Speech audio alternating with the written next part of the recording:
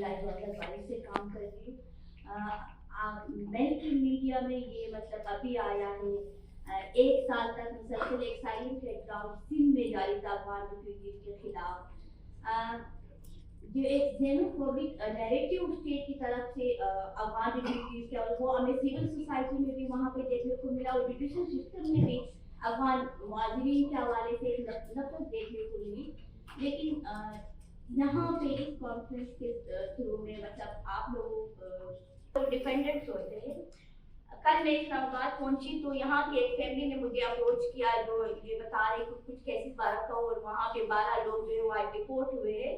उनमें से ज्यादातर जो लोग थे वो शार्क के जो एड ऑफ द फैमिली उनको तो छोड़ दिया था, लेकिन जो उनके डिपेंडेंट्स थे उनको डिपोर्ट कर दिया गया है। तो कोई वो जो प्रोसेस है वो इतना क्लियर नहीं है कि हाँ वो रिफ्यूजीज के बाकी फैमिली मेंबर्स इधर है, लेकिन कुछ फैमिली मेंबर्स को डिपोर्ट कर दिया गया है। तो वो मैं आपकी नॉलेज में लाना चाह रही थी। बहुत शुक्रिया। The problems that people have been facing with UNHCR and SHA. Thank you very much. Thank you very much. Is it working? No. Okay.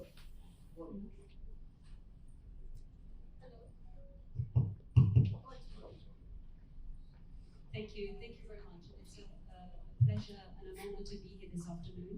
I think a number of speakers have also flagged some of the issues and challenges facing UNHCR, but maybe to come back on a few of the points that have been made and looking at it also from our perspective.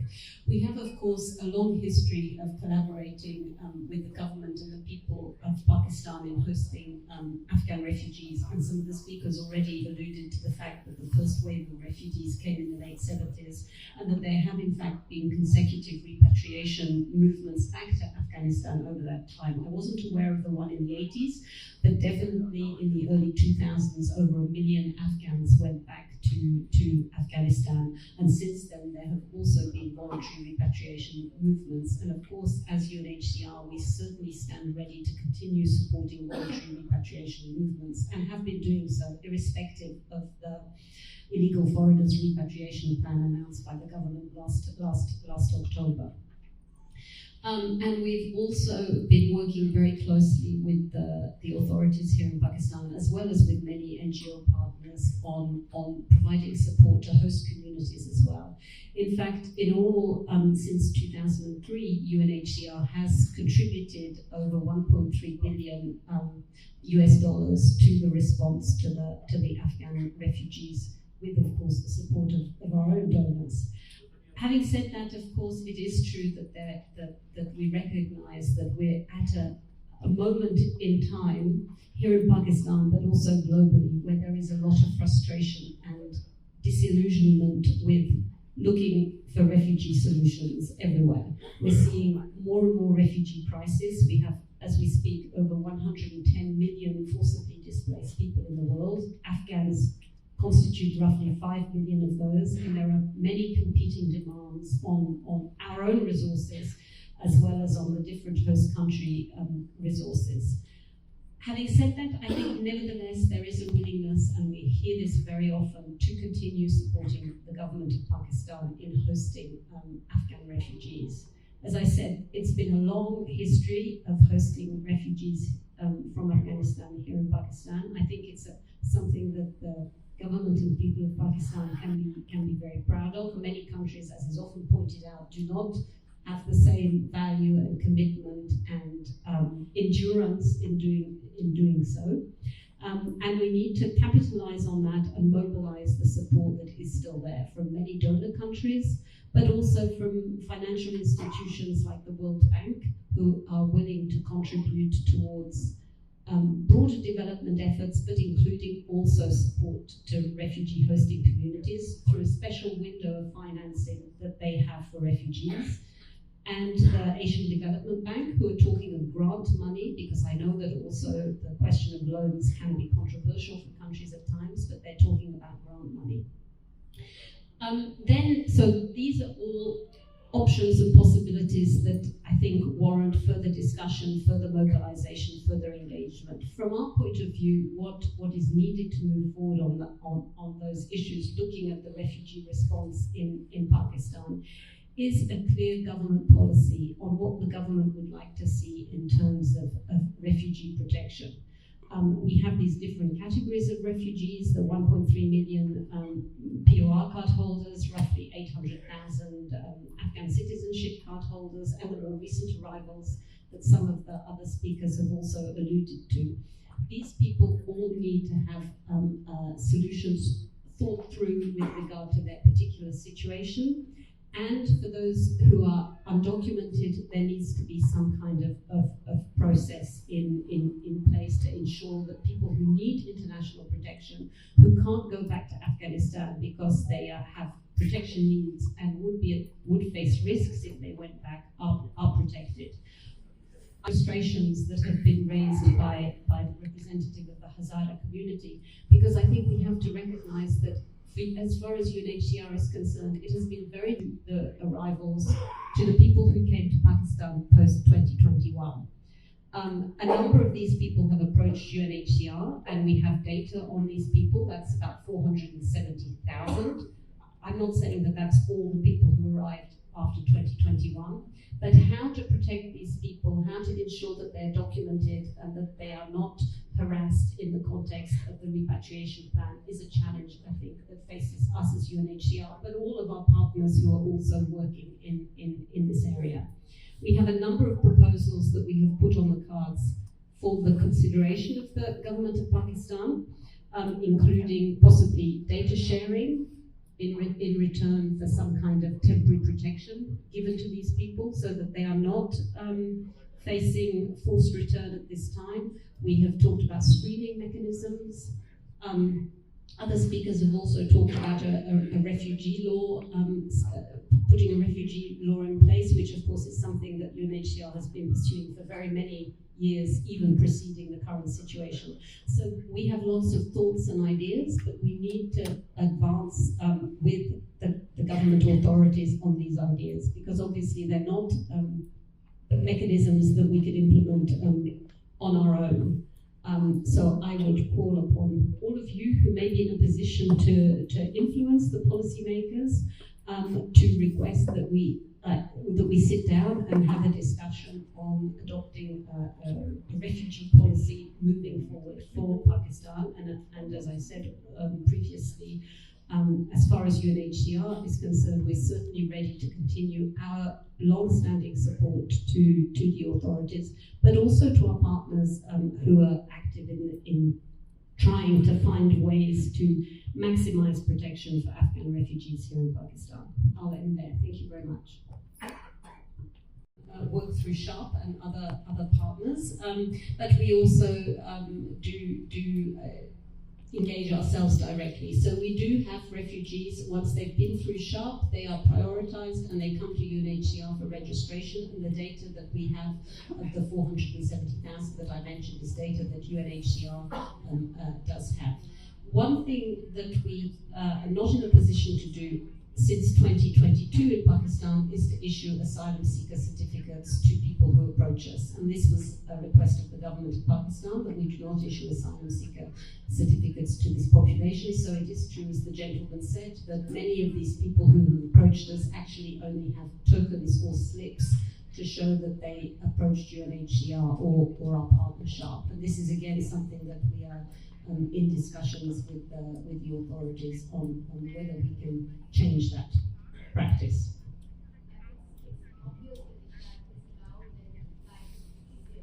Life would be easier for Afghan refugees. Let me bring in the policy makers here and local representatives of the UNHCR. You can briefly go through the problems that you're facing and the challenges you're facing here and your community. बिस्मिल्लाहिर्रहमानिर्रहीम। सबसे पहले तो शुक्रिया अदा करता हूँ अस्मा जान साहिबा से और जो शुरका इस मीटिंग में शिरकत की और जो कोशिश कर रहे हैं ये रिफ्यूजीज का हुकूक के हवाले से। मैं अनफॉर्चुनेटली इंग्लिश बात नहीं कर सकता हूँ तो उर्दू में भी बड़ा मुश्किल से कुछ पॉइंटें इधर बोल किया اس کو پڑھتا ہوں، پھر بعد میں ان کو ایک انگلش کاپی میں تقدیم کروں گا. تو جب سے مہاجرین کا انخلا شروع ہوا تو کچھ پوائنٹ وہ سب سے بڑا چیلنجز تھا مہاجرین کا. اکتوبر 2023 میں شروع ہونے والے ملک بدری یقینی طور پر خاندانوں اور بچوں کے وقار کو پامال کرتے ہیں. افغان اور پاکستان ثقافت کے لحاظ سے ان دونوں گروپوں میں احترام ضروری اور یقینی ہے. پاکستان شہریوں کی طرف سے افغان تارکین وطن کو مکان کرائے پر نہ دینے کے لیے حکومت کی طرف سے دباؤ کا استعمال، جس نے نافرمانی کی تو ان کو قانونی اور عدالتی رد عمل کا سامنا کرنا پڑتا ہے. پاکستان اور افغانستان کے دو برادر اور مساوی قوموں کے درمیان نفرت اور علیحدگی پیدا کرنے کی ایک شکل بندی ہے. 1 نومبر سے شروع ہونے والے گرفتاریوں میں ہم نے دستاویزات کے ساتھ تارکین وطن کے ساتھ بے عزتی اور غیر قانونی نقل و حرکت کی واقعات دیکھی ہیں، اور تمام حکومتی اداروں نے تارکین وطن کے ساتھ سخت سلوک پر توجہ دی. اور کچھ پوائنٹ جو UNHCR کے حوالے سے میں ادھر بتا رہا ہوں، کیونکہ UNHCR کا رول بہت زیادہ تھا حکومت پاکستان سے بھی باقی جو ادارہ ہے. UNHCR تارکین وطن کو تحفظ دینے اور خدمات فراہم کرنے میں ناکام رہا ہے، خاص طور پر ان لوگوں کو جو اگست 2021 کے بعد پاکستان آئی تھی اور اپنی انتظامی صلاحیت کی حد تک اپنی انتظامیہ کی وقار کو بحال کرنے میں ناکام رہا ہے. پناہ گزینوں کے لیے UNHCR سے کوئی امید باقی نہیں ہوتی اور مہاجرین کو خود کو مکمل طور پر بے بس محسوس کر رہے تھے، جبکہ پاکستان میں مہاجرین کی مدد کرنے والی واحد ایجنسی اقوام متحدہ تھی، اور یہ UNHCR کا فرض تھا کہ وہ مہاجرین کی جانب سے بات چیت اور سمجھوتے کریں. دوسری طرف UNHCR کو افغان مہاجرین کو پناہ دینے کے لیے پاکستان کے لیے عطیہ دہندگان سے مالی اور سیاسی مدد حاصل کرنے کے لیے ڈونر ممالک کے ساتھ بات چیت کرنی چاہیے تھی. بدقسمتی سے اس حوالے سے انہوں نے انتہائی کمزور اور غیر ذمہ دارانہ موقف اختیار کر رہا تھا. UNHCR سے تارکین وطن کے لیے خدمات فراہم کرنے کے ہدف کی طرف قدم نہیں اٹھاتا ہے، بلکہ اپنی نواحی کو چھپانے کے لیے چھوٹی اور بیکار منصوبوں کو عملی جامے پہنانے جیسی علامتی اور گمراہ کن سرگرمیوں میں مصروف ہے. UNHCR اور تارکین وطن کے درمیان میں ایک ایسے ادارے کے طور پر گہرا تعلق نہیں ہے جو ایک دوسرے کے لیے ضروری ہے، اور تارکین وطن نہیں جانتی ہے کہ ان کی قسمت اور مستقبل کیا ہوگا، اور UNHCR واقعی یہ نہیں جانتا ہے کہ تارکین وطن کے لیے کیا کرنا ہے. UNHCR کے معاملات کا سنجیدگی سے جائزہ لینے کے لیے انسانی حقوق کی تنظیموں کی طرف سے ایک غیر جانبدار مانیٹرنگ ٹیم اور ایک بین الاقوامی غیر جانبدار مانیٹرنگ ٹیم تشکیل دی جانی چاہیے، جس میں پناہ گزین برادری کی نمائندگی شامل ہوں، تاکہ پناہ گزین برادری، UNHCR، ڈونر تنظیمیں اور حکومت پاکستان اس بات کو یقین بنائے UNHCR کے کام کے عمل کی شفافیت. پچھلے 2 سالوں کے دوران ہم نے پناہ گزینوں کی جانب سے UNHCR کے ساتھ ملاقاتیں کی اور ملاقاتوں کے نتائج اٹھائے گی مسائل، ان کے ماضی کی کارکردگی اور UNHCR کے ماضی کے کام کا جائزہ لینے کے لیے ایک علیحدہ میٹنگ کی ضرورت ہے، تاکہ آپ مہاجرین کے حوالے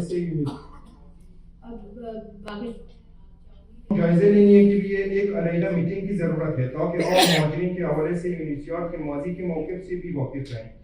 اب بھی گھر کرائے پر نہ ملنے کے خدشات ہیں. افغان تارکین وطن صرف پاسپورٹ اور ویزے کے ساتھ ہی گھر کرائے پر لے سکتا ہے، جبکہ اگست 2021 کے بعد آنے والے تارکین وطن کی اکثریت کے پاس ویزا نہیں تھا اور ان کے پاس صرف شارپ UNHCR ٹوکن اور اسائلم سیکر کارڈ ہے. بدقسمتی سے UNHCR اس مسئلے کو حل کرنے میں مکمل طور پر ناکام رہا ہے. ہم اب بھی روزانہ ملک بدری دیکھتے ہیں جو UNHCR اسائلم سیکر اور UNHCR ٹوکن کے ساتھ افغانستان بھیجی جاتی ہے، جبکہ UNHCR ان دستاویزات کا دفاع نہیں کر سکتا ہے جو اس نے خود تقسیم کی ہے، اور مہاجرین کو انہیں دستاویزات کے ساتھ ملک بدر کیا جاتا ہے، جو کہ آج کل یہ برکھوں سے ہمیں کال آتا ہے، میسیج آتا ہے 10 بندے تو 2 دن سے برکھوں سے گرفتار ہو گیا، اور UNHCR اور شارپ کے پاس اگر 20 وکیل تھا आप यकीन करें कि 20 दिन में दो बंदे को उनको रिलीज नहीं कर सकते, वो सब सीधा रिपोर्ट होता है। बहुत बहुत शुक्रिया sir. I'm not going to speak to Pakistan bearing the brunt of having to support Afghans and other refugees, in this case Afghans. But I did want to comment on the fact that there was a comment made earlier that the international community should have done more. And I did want to make a comment about what diplomacy is and how diplomacy works. You can make a decision as a foreign government to bring a hammer and start publicly criticizing, or you can use your leverage and shut down programs and do all those things if you want to. Or you can do behind closed doors, because you have to recognize that the law of the country that you're operating in is what dominates. So it is about Pakistani legislators, it is about the Pakistan government making a decision that was legal in Pakistan. So where do we come in as diplomats? Obviously we were concerned about the human rights, not only of women and children, but about all of the Afghans that were forced over in a very short time frame. So our conversations were not, you can't do this, because in fact it's legal to expel illegal human beings in your country. That's legal. The problem is the way it was done on such a short time frame didn't give IOM, didn't give UNHCR, both of which are funded by Canada and many other donors, the time to set up properly on the other side of the border to receive. It didn't give people time to get their paperwork legalized in Pakistan. So of course the international community had issues, and of course we were engaging. But we can only engage in private with the government. We're not going to stand in a corner and use a bullhorn making comments that are not, we're trying to exercise influence where possible. So it's not just about managing a refugee or an immigrant flow and getting Afghans to Canada. It's about making the case for human rights in Pakistan as well. And so I just didn't want to leave that hanging. And we obviously give money not only to IOM and UNHCR, but also we give money to Afghanistan to support refugee populations, as do so many other countries. So it's not like the international community is just sitting here going, oh, we don't care. That's not accurate, and it came up a little earlier from another speaker, and I did want to jump in and speak to that. Thank you. Very visible support for my bill, which is pending in the National Assembly. So we can take it in the upcoming assembly. Whoever. I would just like to respond to a few comments if you allow. Yeah, briefly. This society, this approach which is creating problems and which has brought us to this situation. Like, who are we to decide that whether Afghanistan, that what kind of relations Afghanistan should keep with India? So this approach that we will have to decide that what kind of relationship an independent country should have with another country. And adding to this, I believe that they have more, they have comparatively a better relation with Taliban than they had with the previous regime. And apart from that, my brother also said that we were the victims and we had no role in what happened during the Soviet invasion and what happened after 9/11. We kept training people here during the Soviet war also, and we kept training people after 9/11 also. And we kept sending people until Afghanistan was taken over by Taliban. So just wanted to clarify all these things. Well, thank you, and we have some refugees here. We even have the UNHCR representative here, and we have Jamila Gilani Sahiba, we have Professor Ijaz Khan, we have Tayyib Khan. Will come to them soon. But moving forward, I think one of the things that we have not looked at that deeply is the impact of the fall of Kabul on Khyber Pakhtunkhwa. We have Zigar Sher here. He's a barrister, he's an advocate of the High Court, and he defends people of who have become victims of. As I hail from Swat Valley, therefore I will restrict myself to that extent how SWAT has been important in the context of militancy, insurgency, and movement of ill elements to SWAT. SWAT history related to militancy in Afghanistan is very important since 1994, when an Malaccan agency was used to export people to Afghanistan in the name of jihad by signed and ratified the 1951 Refugee Convention, and also that there is already a tripartite agreement with Afghanistan and the UNHCR, which was signed in the 1990s. From what we have seen of our own experience, we feel that the detention centers must be investigated because there is no moral and legal basis for their existence, and the people who are thrown into these detention centers are treated in very inhumane ways, that there are arrests and arbitrary detentions and harassment and physical abuse faced by Afghan refugees, especially by the police. There needs to be a stop on that. There should be a national refugee council. The next government should think about this. The next parliament should think about this. Instituted for refugees to articulate their concerns, and also that those Afghan refugees who have been born in Pakistan, they have the right to apply for through the Citizenship Act for citizenship. Thank you all for giving us so much time at a very crucial time in Pakistan, close to election.